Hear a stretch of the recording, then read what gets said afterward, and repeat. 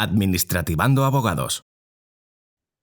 Todo el que participa en un proceso de oposición sabe lo duro que es el camino, pero más duro es cuando tenemos que hacer algún tipo de reclamación porque no estamos conformes con nuestras notas. Bienvenidos a este importante vídeo de nuestro canal de YouTube, el canal de YouTube de Administrativando Abogados, y hoy conectamos con David. Hola David, buenos días. Buenos días, Blanca, ¿cómo estás? Muy bien, deseando que nos cuentes qué podemos hacer si no estamos conformes con la nota que nos ha otorgado un tribunal en una oposición.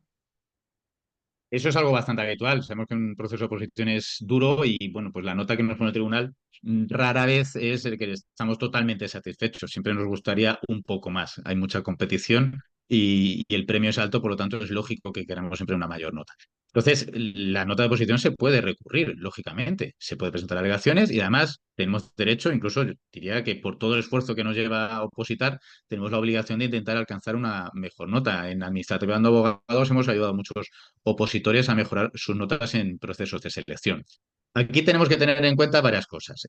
Como sabemos, las oposiciones están regidas por los principios de igualdad, mérito y capacidad. Lo establece la Constitución y lo establece también el Estatuto Básico del Empleado Público. Pero hay que tener otros principios que son aplicables entre los procesos selectivos que establece el artículo 55 del Estatuto Básico del Empleado Público. La publicidad de las bases y de las convocatorias, la independencia de los órganos de selección, la discrecionalidad técnica que tienen los órganos de selección a la hora de valorarnos en las notas, la adecuación de los contenidos de los exámenes, de las pruebas, a las funciones que luego se va a desarrollar como funcionario y la agilidad sin perjuicio de la objetividad.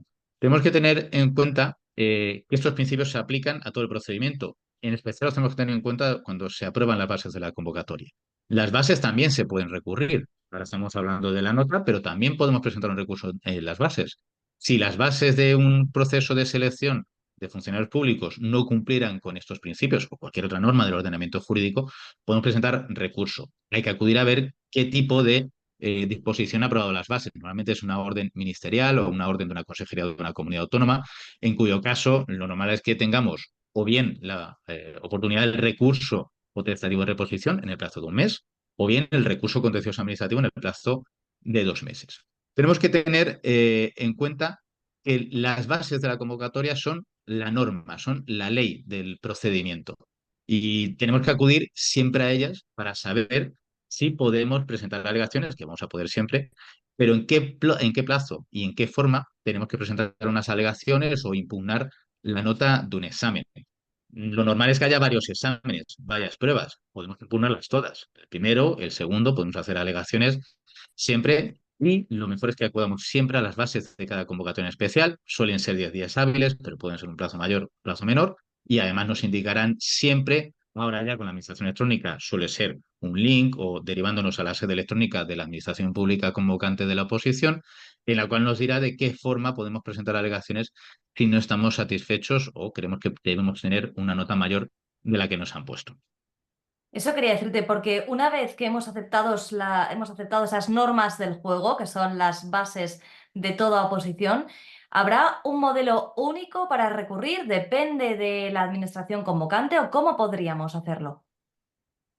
Tenemos que acudir siempre a la Ley de Procedimiento Administrativo Común, que es la que regula todos los procedimientos administrativos. No nos olvidemos, siempre hablamos de oposiciones y hablamos de las notas, pero una nota no deja de ser un acto administrativo y es la administración la que ejercita una potestad administrativa.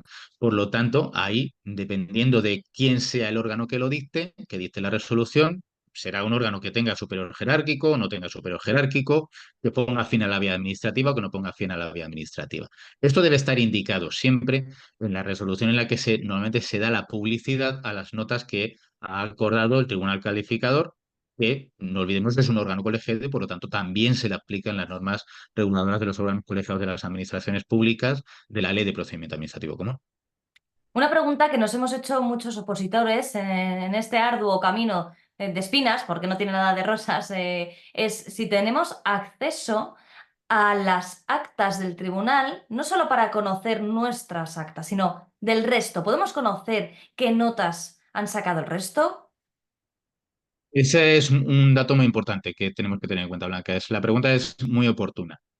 un proceso de oposiciones es un proceso de concurrencia competitiva. Es decir, lo importante no es como cuando estás estudiando la carrera o un título en el que la nota tuya es la importante. Llegas al 5 o a la nota que se exija y apruebas. Aquí lo importante es quedar por encima de los demás. Es una carrera en la que tenemos distintos oponentes o, como se llama, o su propio nombre dice, opositores, ¿no? Podemos acceder a la documentación del proceso selectivo. Podemos acceder incluso a cómo se ha valorado o a informes de valoración o a notas que han tenido otros opositores. Y podemos acceder a las actas del tribunal. Tenemos que tener en cuenta una cosa. Somos aspirantes en el proceso selectivo. Y por lo tanto, si aplicamos el artículo 4.1 de la Ley de Procedimiento Administrativo Común, la Ley 39/2015 de 1 de octubre, somos interesados en este procedimiento. Y como somos interesados en este procedimiento, tenemos los derechos que nos establece el artículo 53.1 de esa misma ley de procedimiento administrativo común. Por lo tanto, tenemos acceso al expediente y tenemos derecho a obtener copia de la documentación de ese expediente. Si subsidiariamente no vamos por esta vía, aunque yo os la recomiendo, también tenemos la legislación en materia de transparencia que se dicta, bueno, ya normalmente en las comunidades autónomas hay una del Estado, pero también las hay en las comunidades autónomas. Ahí tendremos que ver cuál es la que se aplica en función de la administración pública en la cual estamos opositando, que es la que ha convocado el proceso selectivo. ¿Qué ocurre muchas veces cuando pedimos acceso al expediente? Bueno, pues una de las objeciones que se nos podía poner, y de hecho algunas veces se suele ver, es la protección de datos de carácter personal. Bueno, pues el tribunal pedimos el acceso al expediente y nos dice, no, no, es que hay que proteger los datos de carácter personal que obran en el mismo. Bueno, yo voy a recordar jurisprudencia que cada vez está siendo más consecuente con las aspiraciones de quien quiera acceder, es decir, más proclive a la transparencia y menos a la protección de datos, o por lo menos exige que haya una ponderación. Os traigo una resolución, una sentencia de la Sala de lo Contencioso Administrativo de la Audiencia Nacional de fecha de 26 de abril de 2012 y os leo uno de sus párrafos que creo que es muy clarificador de esto. La Sala de lo Contencioso Administrativo de la Audiencia Nacional dice: las garantías que exige el tratamiento de datos personales no puede servir para empañar o anular estas exigencias generales que obligan a que los procesos conduzcan cumpliendo unas mínimas exigencias de transparencia y publicidad. Es decir, no nos pueden obstar con la protección de datos a acceder al expediente. Otra cosa es que los datos de carácter personal, sobre todo si son más sensibles, estén discriminados, es decir, se tachen o de alguna manera no se nos deje ver, pero se nos tiene que dejar ver el expediente y acceder al mismo.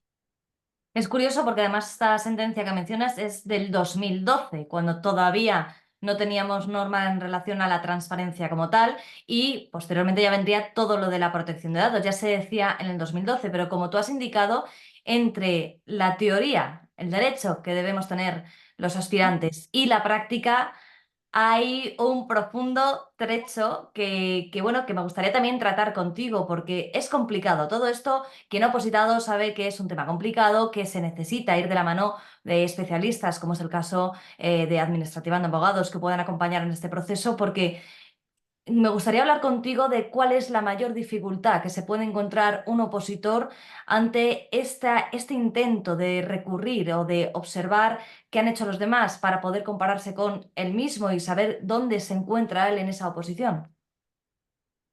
Así es, como bien indicas, no es fácil tumbar la nota de un tribunal, es más, es bastante difícil. ¿Por qué? Porque nos vamos a enfrentar siempre a la piedra que hay que derribar. Si recordamos los principios de los procesos selectivos del acceso a la función pública, el artículo 55 del Estatuto Básico del Empleo Público, uno de ellos es la discrecionalidad técnica de los tribunales calificadores, de los órganos que ponen la nota. ¿Qué es esta discrecionalidad técnica? Bueno, recordemos primero lo que es la discrecionalidad administrativa, que da para un vídeo completo. La discrecionalidad administrativa es esa capacidad de apreciación subjetiva que la ley le da a la administración pública a la hora de ejercer sus potestades administrativas, otorgándole varias soluciones posibles, todas ellas válidas, pero varias soluciones posibles, y la administración tiene ese margen de apreciación subjetiva para elegir la más idónea. Bueno, pues la discrecionalidad técnica es una manifestación de la discrecionalidad administrativa. Os leo la definición que hace el diccionario jurídico de la Real Academia Española de la Lengua. Dice que la discrecionalidad técnica es la manifestación de la discrecionalidad administrativa en la que se incrementa la libertad de apreciación que tiene el órgano administrativo competente para adoptar una determinada resolución por basarse esta en criterios o fundamentos de carácter técnico. ¿Qué quiere decir esto? Pues que el tribunal en una oposición, en un proceso de oposición, como tiene esa discrecionalidad técnica que le otorga la ley, debe tener y debe aplicar conocimientos y criterios técnicos. Criterios técnicos que muchas veces exceden del ámbito estrictamente jurídico. Criterios matemáticos, criterios químicos, criterios de alguna ingeniería, y no solo de ciencias exactas, también de ciencias sociales. Criterios en materia de sociología, de historiografía. Imaginemos, por ejemplo, un proceso de selección para profesores de secundaria de historia. Evidentemente también se aplican esos criterios técnicos porque el tribunal tiene que saber de historia para poder valorar consecuentemente a los opositores. Esta discrecionalidad técnica, si bien aumenta, como hemos dicho, el margen de apreciación subjetiva, la libertad que puede tener a la hora de poner la nota el tribunal calificador, no puede ser total, porque entonces estaríamos excediendo la discrecionalidad que tiene el tribunal calificador y estaríamos cayendo en la arbitrariedad. Y como sabemos, el artículo 9 de la Constitución prohíbe la arbitrariedad de los poderes públicos. ¿Cuál es el problema que nos encontramos con esto? Bueno, pues que es prácticamente imposible hacer una especie de manual de cómo utilizar la discrecionalidad técnica y no pasarse en la discrecionalidad técnica. Es algo muy casuístico y tenemos que ir caso por caso. Lo más importante, y siempre que vamos a recurrir una nota o a presentar alegaciones de una nota, donde tenemos que tirar es intentar vencer esa discrecionalidad técnica, intentar empujarla hacia la arbitrariedad, es decir, el tribunal ha actuado con arbitrariedad y no ha motivado lo suficiente la nota cuando le hemos pedido que motive la nota que nos ha puesto. Me han puesto un 7,5. Yo reclamo al tribunal que me motive, que me dé los motivos que tenemos derecho a hacerlo, de por qué me ha puesto un 7,5 y no me ha puesto un 8 o un 8,5. Esa motivación es absolutamente obligatoria para el tribunal. Y ahí es donde tenemos el caballo de batalla. Como digo, es muy casuístico, por lo tanto, la ley no nos sirve para llegar a esto. Ha sido la evolución jurisprudencial, principalmente de la Sala de lo Contencioso Administrativo, el Tribunal Supremo, que durante los últimos 20 años se ha ido poniendo coto, por decirlo de alguna manera, o límite a la discrecionalidad técnica de los órganos de calificación para que siga siendo discrecionalidad técnica, que es algo legal, y no sea arbitrariedad, que es algo ilegal. Por decirlo de alguna manera, en estos últimos 20 años la jurisprudencia lo que ha intentado es que la discrecionalidad técnica sea cada vez más técnica y cada vez menos discrecional. Te pongo un ejemplo de una sentencia que se reitera continuamente en sentencias posteriores, una sentencia pues, de lo tipo, muy referente de la Sala de lo Contencioso Administrativo del Tribunal Supremo. Es de 16 de diciembre de 2014. Es una sentencia que, como digo, se ha reiterado hasta las sentencias que se están dictando antes de ayer, cuando se recurren notas de oposición, y Ujú. que va trayendo ya una escuela o una teoría que se traía desde años atrás, pero que la perfecciona bastante. Esta teoría lo que habla es que cuando se ejercita la discrecionalidad técnica, es decir, cuando el tribunal pone una nota de oposición, se tiene que atender a dos cuestiones. Uno es el núcleo material de la decisión, es decir, lo que es estrictamente técnico, lo matemático, lo químico, lo que corresponde a una ingeniería de caminos, el núcleo material de la decisión, lo estrictamente técnico, y los aledaños de esa decisión. Esos aledaños son una especie de andamiaje, es lo que rodea a esa decisión técnica. ¿Qué es lo que señala el Tribunal Supremo que son esos aledaños de la decisión técnica? Son las actividades preparatorias o instrumentales que han rodeado al estricto juicio técnico. Es decir, qué es lo que le ha valido al tribunal y que tiene que poder explicar para poder decidir con criterios técnicos lo que ha decidido.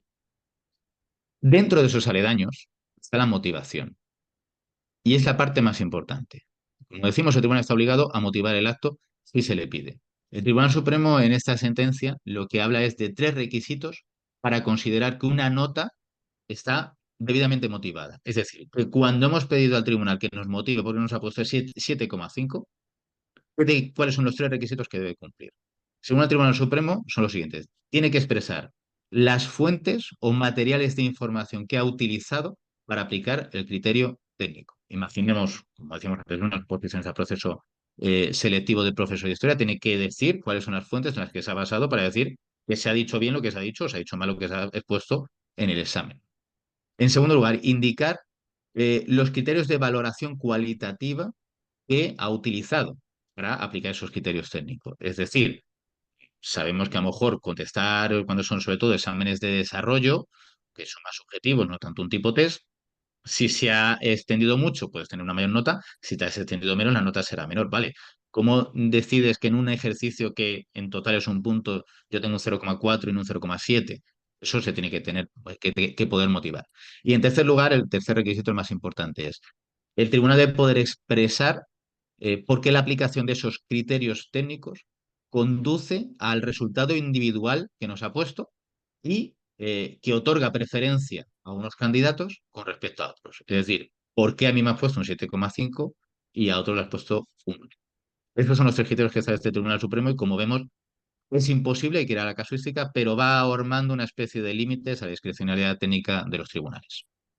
Pues David, desde luego en Administrativa de Abogados, como se puede ver, sabemos lo que es una posición, sabemos lo que es una nota que no nos corresponde y lo más importante, sabemos cómo acompañarles en este proceso. Para ello, yo creo que somos bastante útiles, ya decimos que tenemos experiencia, que hemos ayudado a muchos opositores y aunque es una materia muy difícil, ya decimos que requiere de muchos conocimientos jurídicos para poder vencer esa discrecionalidad técnica del tribunal, es posible. Muchas gracias y como siempre, que saque la plaza el que más se lo merezca. Muchas gracias, David. Muchas gracias, Blanca. Buenos días.